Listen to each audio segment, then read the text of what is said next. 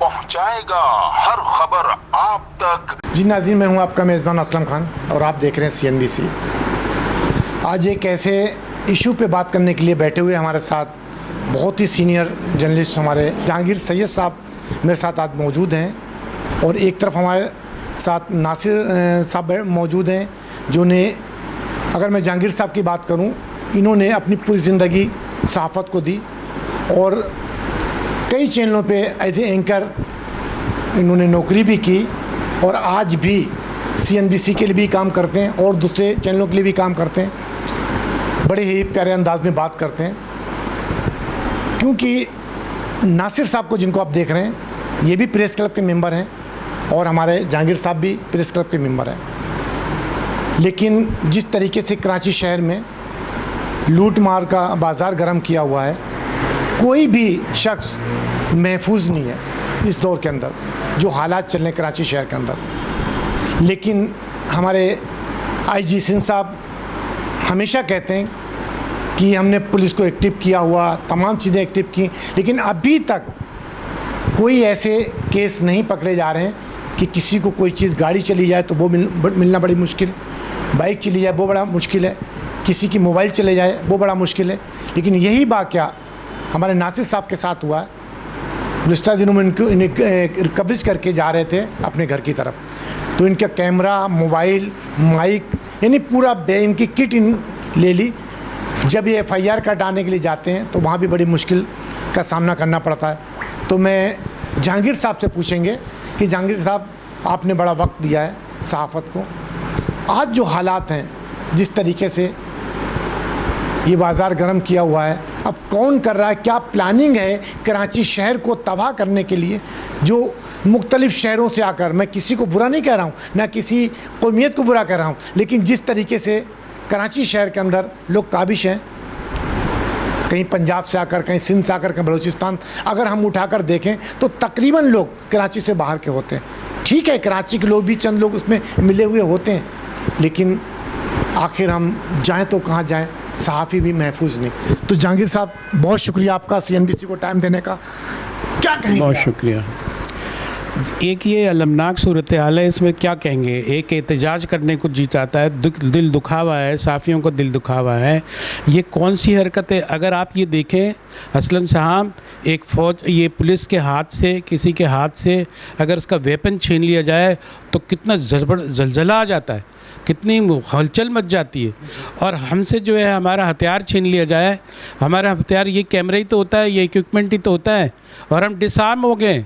अब हम कैसे काम करें? इसको कौन पूछेगा? IG साहब कहते हैं कि FIR फ़ौरन कटती है, आप कोई मसला नहीं है, आपको तहफ़्फ़ुज़ हम फराम करते हैं। यही वज़ीर आला FIR भी फौरी नहीं कट रही, क्योंकि इनको धक्के खाने पड़े वहाँ। मैं यही बताना चाह रहा हूँ कि दावे उनके ये है, लेकिन FIR नहीं कटती। बड़ी मुश्किल से FIR कटती है। कच्ची पर्ची कटाओ, पक्की पर्ची कटाओ, ये करो। आप यूँ क्यों कैसे कह रहे हैं, ये एहतजाज कैसे कर रहे हैं? ये सिर्फ इतनी मजबूत हो गई ये माफिया, और उसके जो सरपरस्त हैं उनको भी आप देख लें कि अगर वो प्रोटेक्ट ना करें तो ये पकड़े ना जाएं। क्यों नहीं पकड़े जाते हैं? इसका सवाल का जवाब कौन देगा? अगर आप कहते हैं कि सहाफ़ियों को तहफ़्फ़ुज़ दिया जाना चाहिए तो उससे उसकी चीज़ें, उसका कैमरा तो नहीं छीनना चाहिए। कितना महंगा होता है, कौन देगा इसको कैमरा? कहाँ से ये रोज़गार चलाएगा अपना? ये सारी सूरत हाल है। लेकिन मैं आपको कहता हूँ, जिस तरह आपने हवाला दिया कि हम सीनियर, हमने सारे वक्त देखे हैं, इतना मुश्किल वक्त हमने आज तक नहीं देखा सहाफ़ियों पर। हर तरह से उन पर दबाव है, और ये भी दबाव है कि उनको डिसआर्म कर दिया जाए, उनको सरोपा कर दिया जाए। तो ये चीज़ें, अगर आप यही माहौल रखना चाहते हैं, आप ये करना चाहते हैं, तो कल जो है जिस सहाफ़ियों की अगर आपकी मदद की ज़रूरत पड़ी तो उनके पास होगा क्या आपकी मदद के लिए? यही चीज़ तो है कि क्या पुलिस को नहीं पता है कि कौन ये वारदात करता? पुलिस को एक एक चीज़ की खबर होती है। भाई, आप अगर ये कहते हैं कि पुलिस को एक एक चीज़ की खबर होती है, तो वो उसकी खबरगिरी के लिए वो हमारे पास क्यों आए? जो उसको खबरें देता है, जो उसके करीब होता है, इसको आप इल्ज़ाम भी कह दे सकते हैं कि आप कैसे कह सकते हैं? हम ये नहीं कह रहे, एक मफरूज़े के तौर पे कह रहे हैं कि अगर ये सूरत हाल है और इसमें एक आज उसकी बुरी हालत है, उसको देखें, वो क्या करे? रोज़गार करें, बेरोज़गार होने का आपने माहौल पैदा किया हुआ है। आप कहते हैं कि हम रोज़गार दे रहे हैं लोगों को, यहाँ तो बेरोज़गार हो रहा है। ये किसकी जिम्मेदारी है? ये किसकी जिम्मेदारी होती है? ये हुकूमत की जिम्मेदारी होती है, ये जो हुक्मरानों की जिम्मेदारी होती है, इंतज़ामिया की जिम्मेदारी होती है। अगर पुलिस की आपको अभी भी तारीफ़ करनी है तो हम भी तारीफ़ कर देते हैं। वाह जनाब, क्या आप वो अगर 15 दिन हो गए उसको छिने हुए, लेकिन आप हमारे हाथ से तो निकल गया, इनके हाथ से निकल गया। लेकिन अखबारों में भी चल रहा है, अखबारों में दिया और सब का ना आईजी को पता अभी तक कि एक सहाफ़ी के साथ क्या हुआ, ना गवर्नर साहब को पता, ना सीएम साहब को पता, किसी को नहीं पता। भाई कहीं ना कहीं उसका हल्का इस तरह का होता तो सब हिल जाते। तो ये तो भी साफ़ियों की है ना कि भाई इसके साथ है, किसके साथ है, क्या है, उसका पस मंज़र क्या है, वो कोई असल सी चीज़। मैं शॉर्टली आपको ये बताऊं कि ये चीज़ें नहीं मिलने की उसकी एक बुनियादी वजह है। बड़े दुख के साथ कह रहा हूं कि ये पुलिस नहीं दिला सकती, इसलिए कि अगर वो उसको दिलाना होता तो ये 24 घंटे का काम है। अब आप यही कर सकते हैं कि इस सदमे के साथ आप जो है ना बेरोज़गारी के दिन गुजारें, समझे भाई, और जो है सब्र करें। यही सब्र, अगर हम थाने जाते हैं तो यही कहते हैं ये अल्लाह का काम है, आप सब्र करें, अल्लाह आपको और देगा। अब कहाँ से देगा ही, कहाँ से देगा अल्लाह? तो हलाल की कमाई से ख़रीद सकता है कोई? यही हमारा कहना है, यही हमारा एहतजाज है। और अगर इसके साथ कोई न खड़ा हो, अगर साफ़ी भी नहीं खड़े हो, कैमरा मैन भी ना खड़े हों, तो इसका कौन है फिर? ये सबसे बड़ा बड़ी अफसोस की बात है जिस तरीके जहांगीर साहब ने कहा, और मैं ख़ुद भी कहता हूँ इस चीज़ को कि पुलिस को, जहांगीर साहब ने फिर भी एक बंद अल्फाज में कहा कि हो सकता ना पता हो, लेकिन मैं कहता हूँ कि ऐसा नहीं है, क्योंकि मैं भी 25 साल से इसी सहाफ़ती लाइन से वाबस्तगी है मेरी। एक चीज़ को मैं समझता हूँ, हर बीट मैंने की, क्राइम भी की, पॉलिटिकल भी की, और आज भी पॉलिटिकल भी कर रहा हूँ। एक चीज़ को पता होता है कि कौन बंदा क्राइम करता है, कौन नहीं। अगर नहीं पता है तो खुलेआम, अगर मैं छोटी सी मिसाल दूँ आपको कि एक हीरोइनची बैठा हुआ और वो हीरोइन पी रहा है, आखिर हीरोइन कहाँ से आती, चरस कहाँ से आता, असला कराची में कहाँ से आता, कौन लाता? क्या पुलिस को नहीं पता?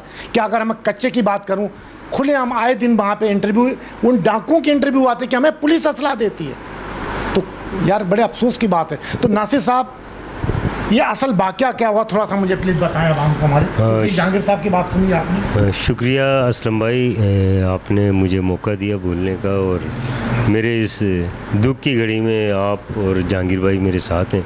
ज़ाहिर है मैं आपकी टीम का हिस्सा है आप, हमारे कैमरे के। बिल्कुल। तो अभी मसला ये है कि पस मंज़र इसका ये था कि 21 तारीख को सुबह 4 बजे मैं वज़ीर अली साहब के घर से ईद मिलादुन्नबी चल रहा था। तो ईद मिलादुन्नबी का जलसा बना के जैसे ही मैं निकला, कुरंगी 6 नंबर का वाक़या, ये बाहुपत्ती वाला उस रोड कहलाता है, वो गर्ल्स कॉलेज के बिल्कुल गेट के बिल्कुल सामने, जहाँ थोड़ा अंधेरा था, वहाँ उन्होंने अचानक से जो ना असले के ज़ोर पे 2 नौजवान आए और ज़बरदस्ती मतलब मुझसे करने लगे। फिर मेरा मोबाइल भी छीन लिया, कैमरा छीन लिया, और मेरे ख्याल से सेकेंडों में उन्होंने ये काम किया कि इससे पहले कि मैं अपने हवास संभालता।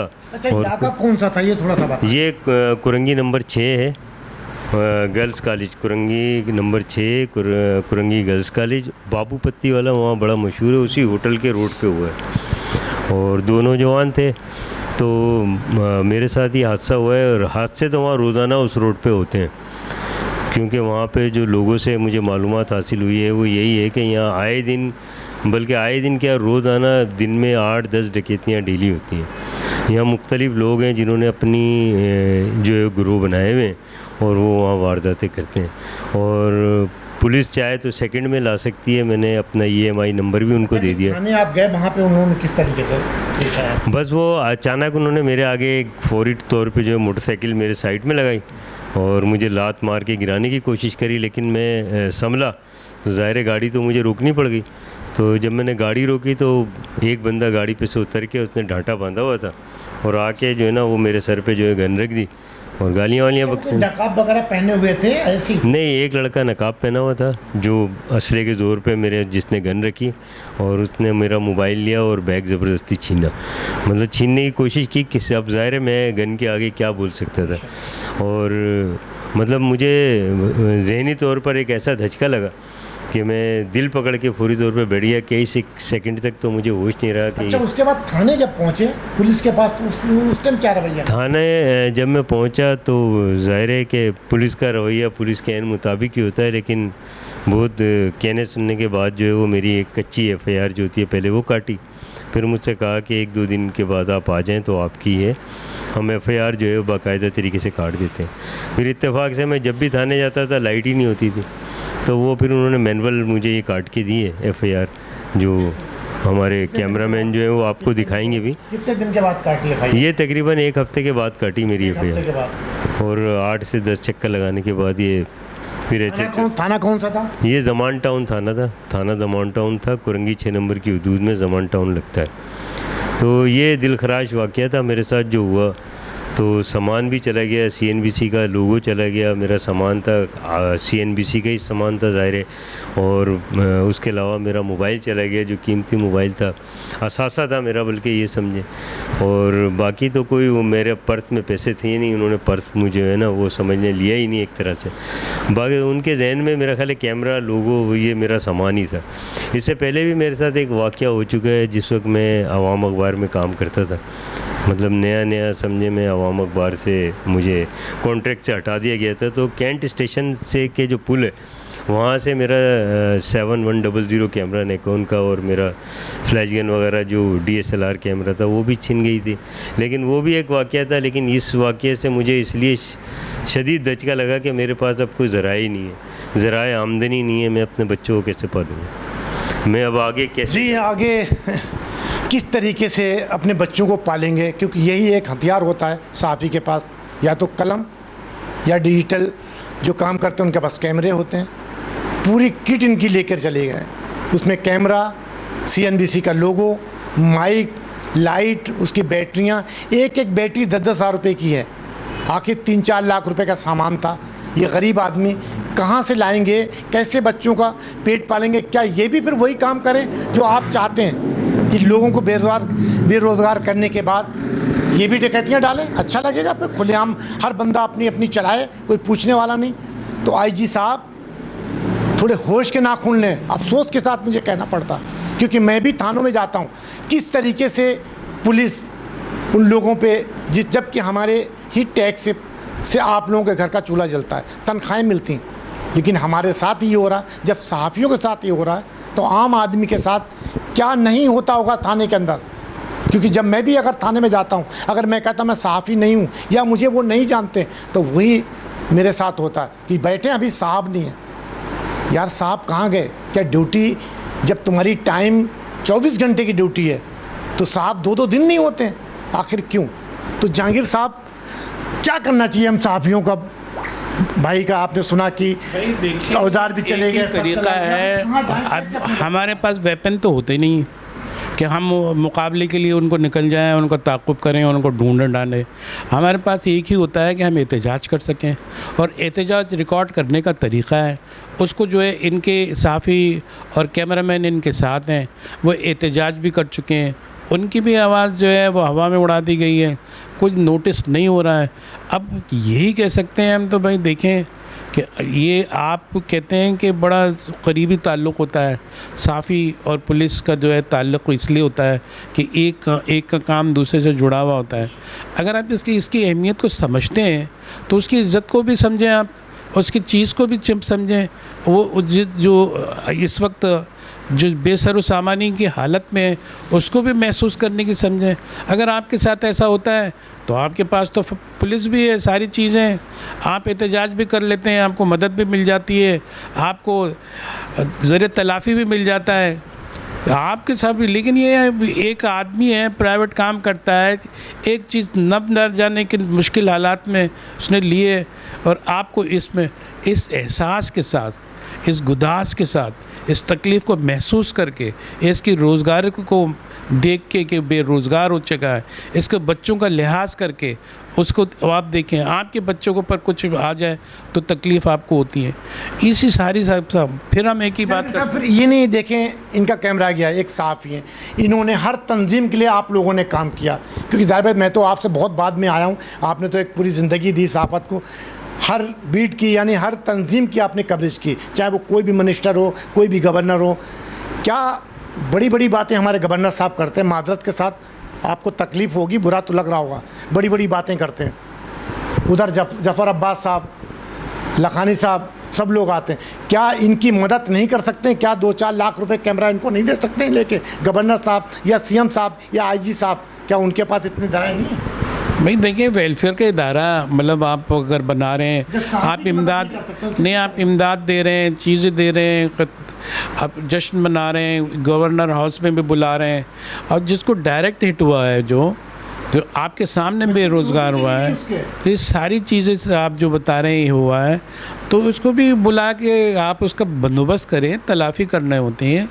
आप जो है खुदा का खौफ की तो हम बात ही नहीं कर रहे हैं, पर कम से कम इस दुनिया में एक बेरोज़गार का तो खौफ कर लें कि उसके जो उसके घर वालों के दिल से निकलेगी उसका क्या होगा और वो कहाँ जाके लगेगी, उसके क्या नतायज हो सकते हैं। बस यही कह सकते हैं, बेबसी। जफ़र अब्बास साहब की अगर मैं बात करूं, माज़रत के साथ मुझे अफसोस के साथ ये कहना पड़ता, क्योंकि मैं आप लोगों की बड़ी बड़ी बातें सुन चुका हूं, बहुत बड़ी बड़ी बातें करते हैं। लाखों लोग खाना खिला रहे होते हैं, किसी घर में जाकर उसकी मदद कर रहे होते हैं। यार ये भी एक सहाफ़ी है और इसका वो चेहरा है जिसे आप लोग जानते हैं, ये तमाम चेहरों को, कि इन्होंने पूरी ज़िंदगी आप लोगों की कवरेज की और आपसे कुछ नहीं मांगा। इन्होंने धक्के भी खाए, कोड़े मारे भी खाते हैं, धूप के अंदर भी घूम रहे होते हैं, बारिश में आपके पीछे पीछे ये कैमरे लेके दौड़ रहे होते हैं, और धमाकों में भी यही लोग मरते हैं। लेकिन उसके बाद क्या होता कि आप इंतज़ार करते हैं कि कोई मरे तो हम उसके घर पे जाकर 2 आंसू बहा लें। यार आज ये बैठे हुए हैं और ये वो चेहरे हैं जिन्होंने पूरी ज़िंदगी अपनी सहाफ़त को दी, आप लोगों की कवरेज की, तमाम तंजीमों की, तमाम वेलफेयर की। तो यार इनकी तरफ देखें, कुछ मदद तो करें ताकि इनके अपने औजार तो हों, ये काम तो करें, अपने बच्चों का घर का चूल्हा तो जला सकें। ये किस तरीके से दिन में घूमते होंगे, कैसे शाम को इनके बच्चे कहते हैं कि पापा आए तो कुछ तो लेके आए होंगे, और ये खाली हाथ घर पे जाते हैं। बड़ा अफसोस के साथ मुझे कहें तो प्लीज़ गवर्नर साहब से भी मैं गुजारिश करूंगा, सीएम साहब को भी, आईजी सिंध साहब को, जफ़र अब्बास साहब को, अली शेखानी साहब को, आप लोग तो बड़ी मदद करते हैं सहाफ़ियों की भी, तो ये भी सहाफ़ी हैं। ये कोई वो नहीं कि जो एक लोगो पकड़ लिया और मोहल्ले मोबाइल लेके बना रहे हैं, ये प्रोफेशनल सहाफ़ी हैं, प्रेस क्लब के मेंबर हैं, KUJ के मेंबर हैं, इन्होंने बड़े बड़े इदारों में काम किया है। जहांगीर साहब को आप जानते हैं, इन्होंने शायद ही कोई चैनल ऐसा हुआ होगा जिसमें इन्होंने नौकरी नहीं की, ऐसे एंकर आप लोगों की फरियाद, आप लोगों की आवाज़ ऊपर तक पहुँचाई।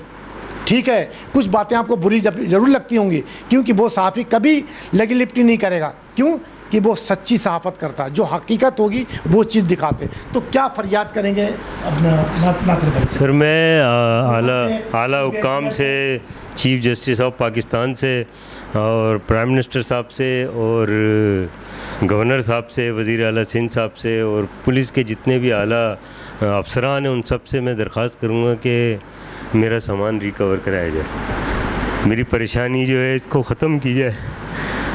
मैं बहुत परेशान हाल हूँ, अगर मेरी परेशानी नहीं की गई तो मैं भूखा मर जाऊँगा।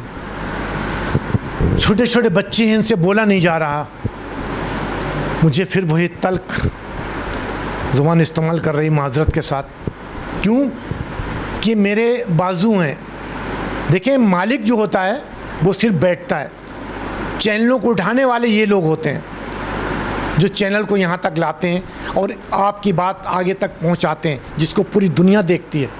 लेकिन आज इनके साथ अगर ये हुआ है, आप लोगों के लिए कोई इतना बड़ा मसला नहीं है, क्यों आप लाखों की मदद करते हैं लोगों की। तो इनका तो रियल में यह चीज़ गई है, ये आपसे भीख नहीं मांग रहे हैं, इनका सामान गया है। आखिर ये कहाँ जाएंगे, किसके सामने फरियाद करेंगे? इसका सामान गया है, तमाम चीज़ें चली गई, इसके पास कुछ नहीं है। ये क्या करे, अपने बच्चों को किस तरीके से खिलाएगा? और इदारों के आपको पता आजकल जो इदारों में हो रहा है, तनख्वाहें किस तरीके से मिल रही और कितनी तनख्वाहें मिल रही, जो रोज़ी रोटी शाम तक कमाते भी थे वो भी चली गई। तो प्लीज़ कुछ देखें, कुछ करें इन लोगों के लिए कि ताकि ये अपने बच्चों की रोज़ी तो चला सकें। आप पुलिस को टाइट करें थोड़ा, आईजी साहब, पुलिस को, अगर पुलिस अपनी पे आ जाए तो सब कुछ सही हो सकता, कोई क्राइम नहीं होगा, ये मैं दावे के साथ कहता हूँ। नहीं तो आईजी साहब, आप थानों में अचानक रेड मारें, मेरे कैमरामैन आपके साथ जाएंगे, मैं दिखाता हूँ कि थाने में किस तरीके से और क्या क्या सौदे होते हैं वहाँ पे, माजरत के साथ। मैं सबको नहीं कह रहा हूँ, लेकिन चंद काली भेड़ें हैं इसके अंदर जो ये पूरे माशरे को ख़राब कर रखा। और हर थाने के अंदर अगर हम छोटे से गुटखे की बात करूं तो आज भी आईजी साहब चीख चीख कर कहते हैं कि ये क्राइम बंद होना चाहिए, गुटखे बंद होना चाहिए, कैंसर, इसकी कानून पास हुए हैं, लेकिन ये सारे कानून आपके मुंह पे मार देते हैं वही कांस्टेबल थाने के लोग। और हर इलाके के अंदर चरस भी खुलेआम चल रहा है, गुटखा भी खुलेआम चल रहा है, शराब भी चल रही, हर चीज़ चल रही, हर क्राइम हो रहा। लेकिन आईजी साहब बैठते हैं जब कॉन्फ्रेंस करते हैं तो कहते हैं सब अमन अमान है। तो जहांगीर साहब आखिरी क्या मुतालबे करेंगे, इससे क्या कहेंगे? देखिए, मुतालबे तो जब होते हैं जब वो ये यकीन हो कि उसको रिस्पांस मिलेगा, उसकी सुनवाई होगी, उसकी जो उसको ज़ख्म लगा है उसकी भराई होगी, तो वो होगी। यहाँ तो मायूसी की सारी सूरत हाल है। खुदा करे कि इनके साथ जो है वाक़या ऐसा हो और ये पुलिस का कोई एक्शन ऐसा हो कि ये बरामद हो जाए, चीज़ें मिल जाएं। और तो आप एक वादा करें, अगर इनको ये मिलता है तो पुलिस की ये सारे इदारे की इसी तरह तारीफ़ करेंगे जिस तरह आप। देखिए जहांगीर साहब, आप खुद इस चीज़ के गवाह हैं और CNBC ने हमेशा, और आप जब से इसकी वाबस्तगी आपकी हुई, कभी भी CNBC ने किसी की इज्जत को नहीं उछाला, ना तो किसी को ब्लैकमेल, कभी किसी रिपोर्टर ने कैमरा में नामा। अगर इतनी तनकीद सारी चीज़ें कह दी गई हैं, लेकिन वो कि उम्मीद यही है कि अगर खुदा न खास्ता, क्योंकि खुदा न खास्ता तो इसलिए कहते हैं, खुदा खास्ता तो है कि भाई अगर ये मिल जाता है तो वहाँ वक्त बन के जाए, उनको अप्रिशिएट करें, SHO को अप्रिशिएट करें, आला हुकाम पुलिस के हैं उनको अप्रिशिएट करें और सलूट करें कि आपकी वजह से। इसीलिए मैंने अभी अल्फाज में कि हर जगह काली भीड़ें होती, हर बंदे को बुरा नहीं कह रहा हूं। जी बिल्कुल ठीक है, ये बिल्कुल ठीक है, ये बात है। मतलब देखा, कहते हैं कि अगर बुरा से बुरा आदमी तलाश करे तो यही मिलता है, और अच्छा से अच्छा भी यही मिलता है, वलीउल्लाह भी मिलता है। तो खाली तो ये है नहीं इदारा अच्छाइयों से, लेकिन ये है कि बस ये है कि सारी चीज़ें एक तरफ है, बात एक तरफ है कि इनकी हालत इस तरह हो गई है, और इसको कोई कोशिशों से अगर आप बदल सकें, बेहतर कर सकें और इसके रोज़गार का इंतज़ाम हो जाए तो बहुत बड़ा है। और हम सराहेंगे पुलिस के, हम वहाँ जाएंगे भी और उनके इंटरव्यूज़ लेंगे, और जो भी हमसे हो सका हम ऐसे कैंपेन चलाएंगे ताकि एक माहौल ये भी आए कि एक अच्छे कामों का अच्छा रिस्पांस देते हैं सहाफ़ी लोग। ये बस इसी उम्मीद के साथ हम लेकिन जिस तरीके से जहांगीर साहब ने कहा और बड़ी ही प्यारी बात की कि यकीनन अगर जिसकी जो चीज़ मिल जाती है तो उसको अप्रिशिएट करना चाहिए।